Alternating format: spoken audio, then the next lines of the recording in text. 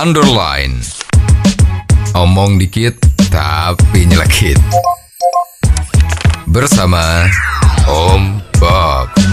Temukan di channel YouTube Om Bob Indonesia. Om Bob, Menko Polhukam Mahfud MD akan menggugat balik Perhimpunan Korban Mafia Hukum dan Ketidakadilan dengan kompensasi sebesar 5 miliar rupiah. Bagaimana Om Bob menggarisbawahi masalah ini? Kasus ini kan terjadi ceritanya ya. Itu Menteri Mahfud kita ini itu sempat memberi komentar atas putusan perkara yang telah diputuskan oleh hakim. Betul. Nah, Mahfud sebagai Menko Polhukam ini kan mengeluarkan statement ya. Ternyata ada yang menamakan diri tadi itu ya. Komisi apa tadi itu kan?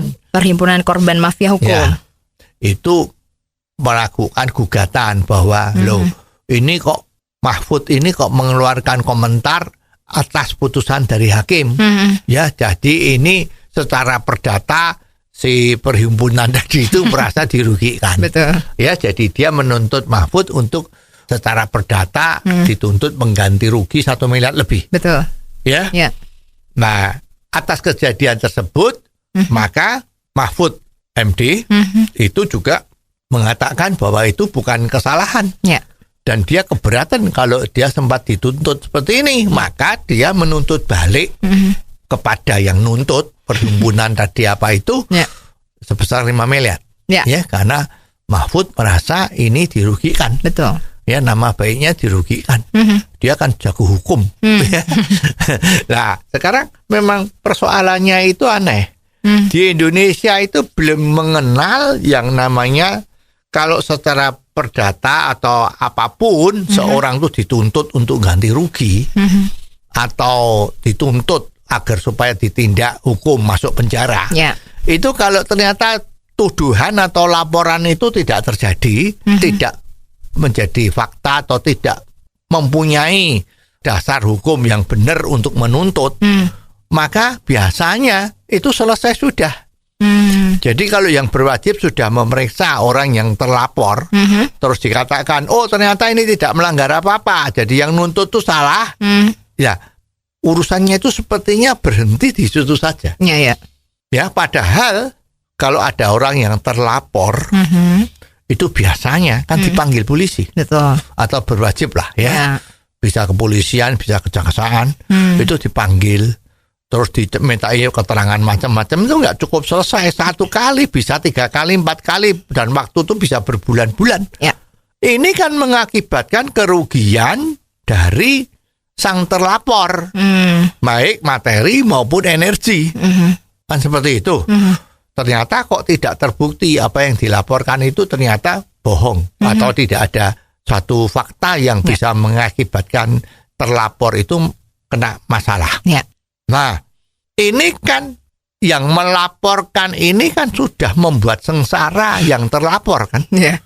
Sebaliknya dari aparat juga sudah membuang energi banyak untuk suatu hal yang sebetulnya tidak ada apa-apa. Ya. Ini kan yang bermasalah kan yang lapor. Ya, memang seharusnya aturan itu harus dirubah, terjadi yang imbal balik. Ya, bahasa kerennya itu vice versa. Ya. Jadi kalau misalnya yang melaporkan itu ternyata apa yang dilaporkan itu adalah tidak betul. Pihak yang terlapor itu adalah pihak yang benar, maka pihak terlapor itu berhak menuntut kepada pelapor untuk dikenai secara pidana maupun perdata. Jadi kalau peraturan ini ada, tidak sembarangan orang itu bisa melaporkan orang. Ya, jadi mestinya ada peraturan yang seperti itu bagi orang yang melaporkan kasus.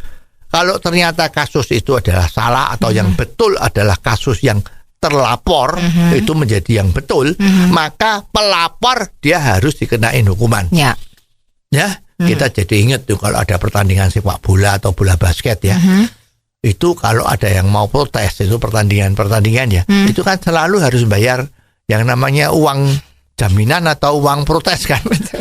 Ya, kalau sampai protesnya dia itu betul, ya itu uangnya kembali. Tapi sampai protesnya dia itu salah, ya uangnya tidak kembali. Uangnya menjadi sumbangan untuk panitia atau bagaimana lah, ya kan. Jadi orang kalau mau membuat protes itu mikir-mikir. Nah ini juga demikian. Jadi orang yang mau melaporkan kasus seseorang kepada aparat, mikir 2 kali ini memang betul atau tidak. Jadi tidak seenaknya saja bangun tidur mimpi terus langsung saya mau melaporkan ini. Jebulnya yang dilaporkan itu tidak ada apa-apanya. Ini kan merugikan negara lah. Aparatnya rugi, ada energi, yang terlapor juga membuat susah dia. Ya, jadi mestinya peraturan tuntut balik itu harus ada agar supaya situasi hukum di Indonesia ini tidak selalu hingar-bingar yang tidak ada isinya. Oh, jadi begitu ya Om Bob. Jelas deh sekarang. Terima kasih Om Bob untuk waktunya. Sampai ketemu lagi di waktu yang akan datang. Underline. Omong dikit tapi nyelekit. Bersama Om Bob. Jika Anda suka dengan channel ini, jangan lupa subscribe, like, dan komen.